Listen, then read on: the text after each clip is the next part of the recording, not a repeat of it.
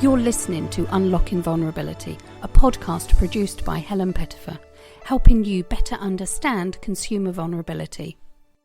Hello, I'm Helen, and welcome to Unlocking Vulnerability. In this episode, we're going to be looking at our responsibilities when it comes to supporting and treating vulnerable individuals fairly. We have three main responsibilities, and I'm going to be looking at those from both a business and a personal point of view. The three responsibilities are our legal, moral, and social responsibilities. We're going to start with looking at our legal responsibilities. In the UK, there are a number of legislations that define how we legally should be treating each other. Let's start with the Equality Act 2010. This act makes it unlawful to discriminate against someone on the grounds of their protected characteristics. These characteristics include age, gender, race and disability.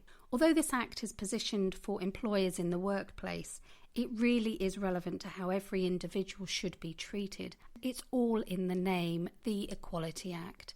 Equal. Every single person is equal and should be treated on an equal level. Another legislation is the Consumer Protection for Unfair Trading Regulations 2008. It's in place to protect consumers from unfair or misleading trading practices, as well as aggressive sales tactics. Now, this last point is actually very prevalent with regards to vulnerable customers. Somebody in a vulnerable situation can lack good decision-making skills, and they will lack the ability to be perspective and foresee problems. If somebody is pushing them, rushing them to make a decision, they may become flustered, distressed, and upset. Another document that is well worth a read is one of the British standards. It's BS 18477 2010. It is the service requirements for identifying and responding to consumer vulnerability. It's a really good read. It's very comprehensive and it covers many of the important elements such as understanding risk factors, identifying the needs of individual consumers, planning and designing inclusive service delivery. It's all about being inclusive, making sure that every single person's needs are catered for. And it also covers a section on sales activity, which is key as well. And the last documents I want to bring up in this section is regulatory guidance. There's a lot of regulatory bodies out there who are now putting a huge emphasis on consumer vulnerability. So we're talking about the Financial Conduct Authority, Ofgem, Ofwat, Ofcom. We're going to be looking at these in more detail in future episodes. If this is part of your regulatory compliance, then it's really important that you read up on what is expected of you and your organisation. We're next going to be looking at our moral responsibility.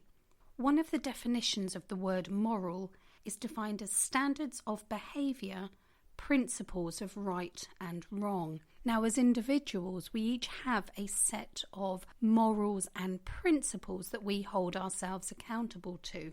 And how we interact with and treat other people will be dependent on the level of our morals. One of the documents I want to share with you in this section is the United Nations Declaration of Human Rights, which was put in place on the 10th of December 1948, and it consists of 30 articles affirming an individual's rights. Right across the world, this is, not just in the UK. Looking at those 30 articles, 3 of them can be related directly to vulnerable individuals. The first one is, we are all born free and equal. This really empowers people to think we are all individuals, we have our own thoughts and our ideas. Again, it comes back to that, the word equal, we should all be treated equally. The second article is about discrimination. We have the right to be treated fairly and respectfully, regardless of any differences that we have to other people. And as individuals, the third point I want to make is that we have a responsibility. We have a duty to other people, and we need to be protecting our rights as well as their rights and freedom. So when we are interacting with and supporting people that could be potentially vulnerable, It's really important that we remember our moral responsibility and duty of care to treat that other person with respect and a manner that's befitting to their human rights. And lastly, I want to talk about our social responsibility. This comes under the corporate social responsibility for businesses. It is a duty that every individual and an organisation has to act for the benefit of society at large. This can be delivered either in a passive way, where individuals and organisations avoid engaging in socially harmful acts. So it could be an organisation avoids belittling and isolating vulnerable customers. Or it could be in a very active way, so it's performing activities that are directly advancing social goals. So it could be volunteering, charitable giving, putting in place in the organisation processes, systems and logistics that work for every single customer and employee that organisation interacts with. I'm just going to mention a few ideas and suggestions that you could consider if you're looking to improve and increase your social responsibility. The first one is to really consider how you interact with other people. Are you setting an example? Are you presenting a positive and respectful standard of communication when interacting with others? My second point is to research and find out about different vulnerabilities. A key way of interacting with somebody and making them feel valued is actually having a clear understanding of what they're going through. By raising your awareness of the challenges that individuals face and how you can actively support them goes a long way in showing your respect. And my third suggestion is to contribute to society with whatever means that you can, whether that is financially, whether that's with your time, your skills, or even your knowledge.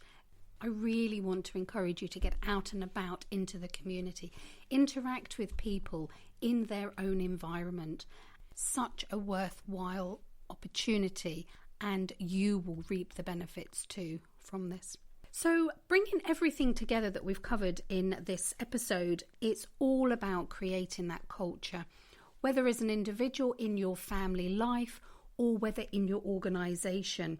Really important to foster a culture and an environment where everybody that you interact with on a daily basis feels valued and respected.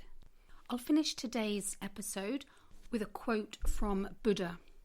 Whatever words we utter should be chosen with care, for people will hear them and be influenced by them for good or ill.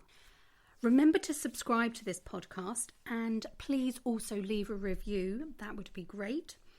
Just to remind you that you can also follow me on Twitter at @HPettifordTrain. And I look forward to you joining me on my next episode.